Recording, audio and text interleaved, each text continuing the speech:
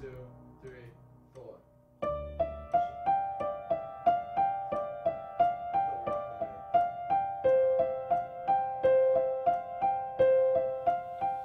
Problem with courts these days that I see is that people don't see them for what they really are. I was raised to respect authority, follow the authority, and do as they say. And I think most people are brought up that way.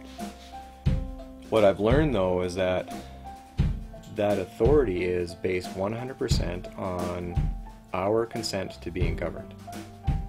And I found a Supreme Court ruling that says that the consent of the governed is a foundational principle of democracy. Now, what's consent?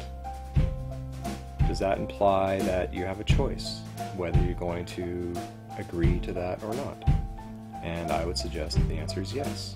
So we all have free will choice to consent to being governed. When we do that, then we've given them permission to use their authority over us. So when we used our free will to apply for or register for something, we gave them permission to create a corporation to interact between the man and the system. And it's that corporation that the system acts upon. But because we don't know who we are, we assume or we think that that is us. So when you take a look at your credit card or take a look at your driver's license or your birth certificate or any of that kind of stuff, a lot of people, and including myself, thought that that was actually me. And that's not true. So when the courts are acting upon it, all they can really act upon is the corporation.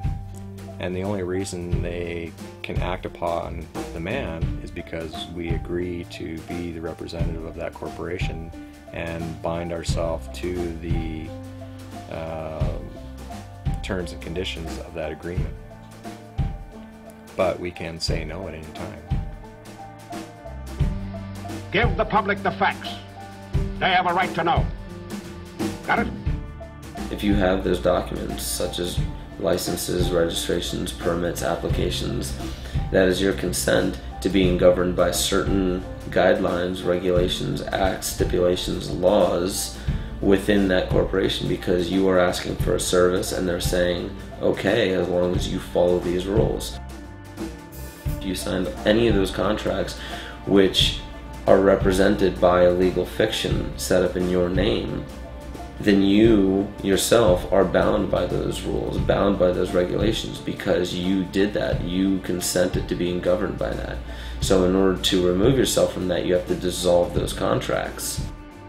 Sometimes they make it seem mandatory that you must comply, and it's just the language that's being used. That's one thing you want to become very wary of, is the language that they use.